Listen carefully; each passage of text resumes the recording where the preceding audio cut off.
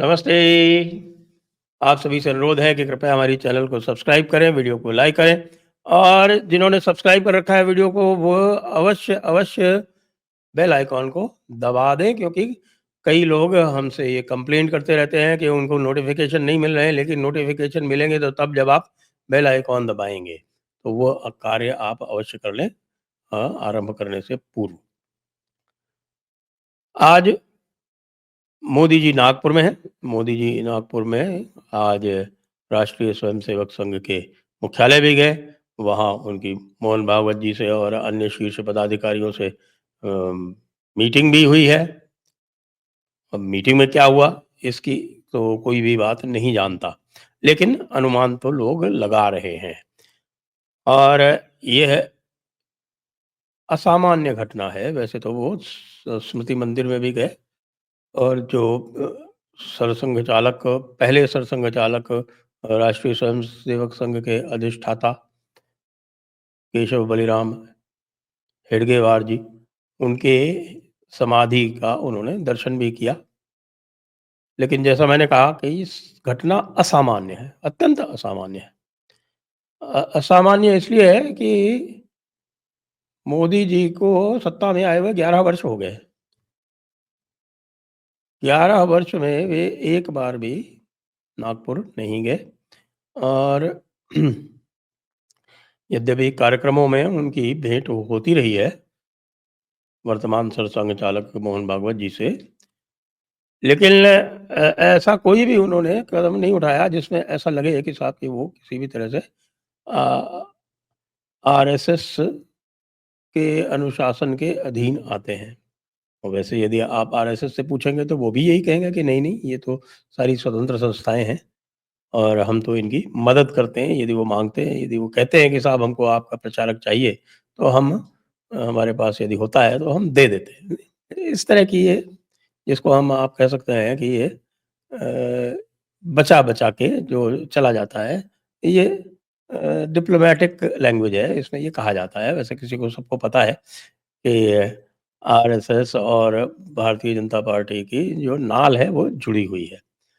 और आरएसएस की नाल केवल भारतीय जनता पार्टी से ही नहीं जुड़ी हुई है, उनके करीब 30-35 और भी आनुषंगिक संगठन हैं और उनमें ये प्रचारक काम देखते हैं संगठन का उनका, ऐसे इतने संगठन हैं लगभग।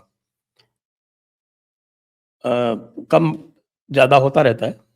लेकिन यह तो नहीं कहा जा सकता कि यह असामान्य घटना नहीं है। यद्यपि और भी कार्यक्रम थे, कोई ये भी कह सकता है कि नहीं, नहीं चूँकि वहाँ नागपुर जा रहे थे और वहाँ पर कामिकाज़े ड्रोन का डेमोन्स्ट्रेशन था, तो चूँकि नागपुर में थे इसलिए चले गए। या फिर कि साहब बहुत सारे जो नक्सलवादी थे वो वहाँ पर आत्मसमर्पण कर रहे थे, तो इसलिए चले गए। या फिर साहब वो अम्बेडकर जी की दीक्षा भूमि आए थे और चूँकि संघ का कार्यालय वहीं था, मोहन भागवत जी भी थे इसलिए शिष्टाचारवश चले गए। ना, इनमें से कोई भी बात सही नहीं है। ना, ना, बिल्कुल नहीं। सही यह है कि यह एक विशिष्ट घटना है। एक बड़ी घटना है। क्यों बड़ी है? क्योंकि एक समय ये लगने लगा था और ये लगना जो था वो इसका जो इंडिकेशन आ गया था, इसके संकेत आ गए थे जब जेपी नड्डा ने भरे चुनाव के बीच में ये कहा था कि साहब हमें आरएसएस की आवश्यकता नहीं है, हमारा स्वयं का संगठन जो है वो अब सक्षम हो गया है। ठीक है, हम कभी शैशव काल में थे लेकिन अब हमारा शैशव काल समाप्त हो गया है। अब हम पूरी तरह से सक्षम हैं, अपने सारे काम खुद कर सकते हैं। अब हमें पिताजी के उँगली पकड़ने की ज़रूरत नहीं है। चलिए, वहाँ तक भी ठीक था, हमने इसको गर्भोक्ति माना, अधिकतर लोगों ने इसको गर्भोक्ति माना। और ये भी बात सही है कि नड्डा जी अपने आप से नहीं कह सकते थे ये। यदि कोई सोचता है कि साहब कि नड्डा जी ने अपने आप कह दिया सुओ मोटो स्वप्रेरणा से, तो इससे अधिक गलत आकलन कोई हो नहीं सकता। इतना बड़ा स्टेटमेंट मोदी जी की स्वीकृति की वजह पर बिना या मोदी जी के संकेत के बिना वो हो ही नहीं सकता। और निश्चित रूप से इसके पीछे भी कुछ रहा होगा। इसके पीछे ये अवश्य था कि साहब की सलाह तो ली नहीं जा रही थी। जिन प्रदेशों में विशेषकर उत्तर प्रदेश इत्यादि में जहाँ बिल्कुल सलाह नहीं ली जा रही थी, तो वहाँ उन्होंने कहा कि ठीक है, you are on your own, करो आप सक्षम हो, आप वो आपको बहुत कुछ आता है, ऐसा करती है। आरएसएस जब किसी से रुष्ट होती है तो वो चुप बैठ जाती है, न्यूट्रल हो जाती है। कहते नहीं, नहीं, हमें क्या लेना-देना, आप करिए। वैसे आज जो भी बातें कहीं मोदी जी ने, वो सही बात है, राष्ट्र की बात की उन्होंने। यदि देखें तो आज दिन जो है वो केशव बलिराम हेडगेवार जी की जयंती का है। उन्होंने क्या कहा था? यदि उनका आप स्टेटमेंट पढ़ें, जो कि आरएसएस की जो वेबसाइट है, उसके अंग्रेज़ी संस्करण में जो उनका विज़न और मिशन वाला जो एक टैब है, उसके ऊपर पड़ा हुआ है। लेकिन आश्चर्य की बात ये है कि मैंने कई बार इंगित किया, कई बार रिमाइंड किया कि भाई ये हिंदी संस्करण में क्यों नहीं डाल देते हो भई? हिंदी संस्करण में ये विज़न और मिशन वाला जो चैप्टर है, वो गायब है। गायब है मतलब इसमें तो ये बहुत लंबा-चौड़ा है, उसमें केवल 2-4 चीज़ें हैं और जिसमें विशेषकर से डॉक्टर केशव बलिराम हेडगेवार जी का जो मिशन स्टेटमेंट है, वो नहीं है। क्यों नहीं है? ये आरएसएस वाले बेहतर बता सकते हैं। लेकिन जो उन्होंने बात कही है, वो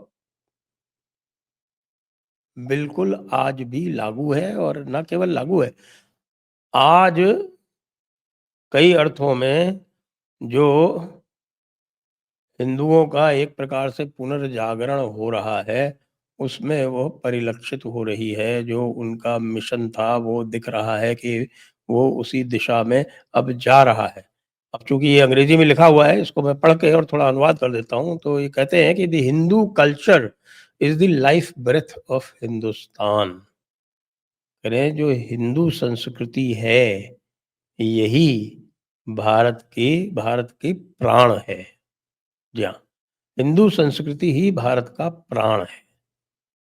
हिंदू संस्कृति ही भारत का प्राण है। इस अतः यदि हिंदुस्तान की रक्षा करनी है तो पहले हमें हिंदू संस्कृति को सींचना पड़ेगा।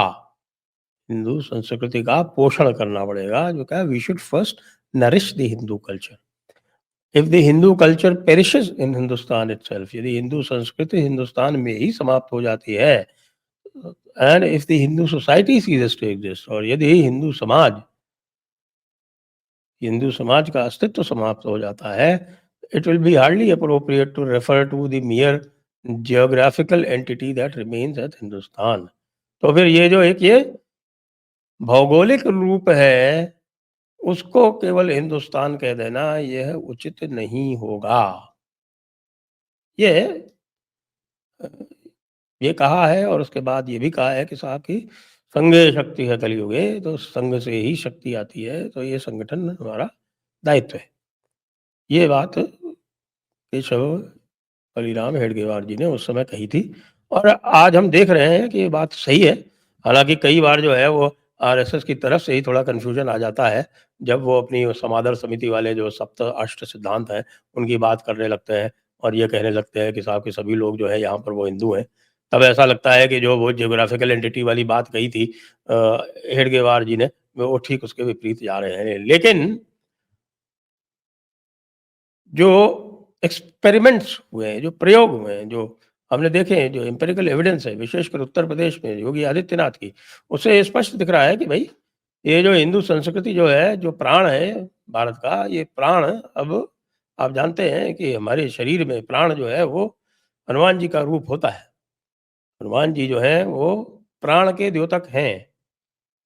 भगवान राम के प्राण जो हैं, वो हनुमान जी हैं। उनकी लाइफ ब्रेथ जिसको बोलते हैं।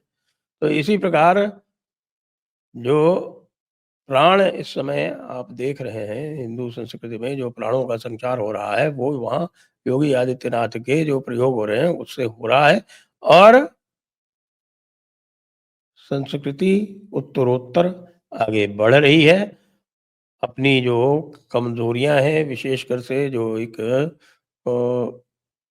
मैं कहूँगा कि गांधीवादी विचारधारा से जो पथभ्रष्ट हुआ था हिंदू समाज, उस पथभ्रष्ट वाली स्थिति से अब वो धीरे-धीरे उबर रहा है। ऐसे में क्या बात हुई होगी? योगी जी की, मोदी जी की और आरएसएस की? यदि आप कहें कि ये मीटिंग केवल इसलिए थी कि साहब कि अगला अध्यक्ष फाइनल किया जाना है, तो अगला अध्यक्ष फाइनल करने के लिए भाई ये फिज़िकल मीटिंग की आवश्यकताएँ नहीं होती हैं। ये इसलिए थी कि दरार आई थी और उस दरार को धीरे-धीरे पाटा गया था, बड़प्पन आरएसएस ने दिखाया था। उनसे जब अनुरोध किया गया तो आगे बढ़कर उन्होंने 3 विशेषकर 3 इलेक्शंस में उन्होंने सहायता की। उम, तो उन 3 इलेक्शंस में जहाँ-जहाँ आरएसएस की जो फुट सोल्जर्स थे, वो धरती पर उतरे, उन्होंने बड़ी ज़बरदस्त एक काम किया, जो भी मिसगाइड किया गया था, जो भी झूठे नैरेटिव्स फैलाए गए थे, उनको साफ किया और उनको साफ करके विजय दिलाई। तो उसके बाद फिर मोदी जी जो हैं, वो ये प्रायश्चित यात्रा पर गए हैं। और आगे से आप देखेंगे कि अब दोनों संगठनों में भारतीय जनता पार्टी जो कि आरएसएस का बच्चा है, वो अपने पिता से अब पूरे आदर सहित और न केवल आदर सहित उनसे व्यवहार करेगा, अपितु उनसे गाइडेंस भी लेगा, मार्गदर्शन भी लेगा और पिता जो है वो अब ये नहीं कहेगा कि भाई हाँ ठीक है, तुम जो है बहुत बड़े हो गए हो, चलो अब तुम अपने रास्ते अपने आप अपने कदमों से चलो। नहीं, चलो तुम अपने कदमों से, लेकिन भाई मार्गदर्शन लेते रहो, क्योंकि अन्यथा लड़खड़ा जाने का रिस्क है, संकट है। ये बातचीत आज हुई होगी मेरे अनुमान के अनुसार कि नहीं भाई, मोदी जी ज़्यादा आप स्वतंत्र हो गए थे, तो हमने भी थोड़ा-सा आपको दिखा दिया कि भई पूरी तरह से आप अभी सक्षम नहीं हैं, आपको हमारी आवश्यकता रहेगी।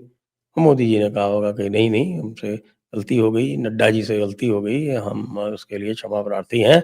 अब कृपया इस प्रकार की गलती नहीं होगी और हम जो हैं वो डॉक्टर हेडगेवार का जो हिंदू संस्कृति को आगे बढ़ाने का प्रण है, उसको हम बगैर किसी हीले-हवाले के बढ़ाएँगे, बिना दिग्भ्रमित हुए और बिना समादर समिति के सप्त और अष्ट सिद्धांतों से दिग्भ्रमित हुए। वो सप्त और अष्ट सिद्धांत क्या है? वो आपको मैं कई बार बता चुका हूँ। नीचे लिंक डाल दूँगा डिस्क्रिप्शन में। जय हिंद, जय भारत।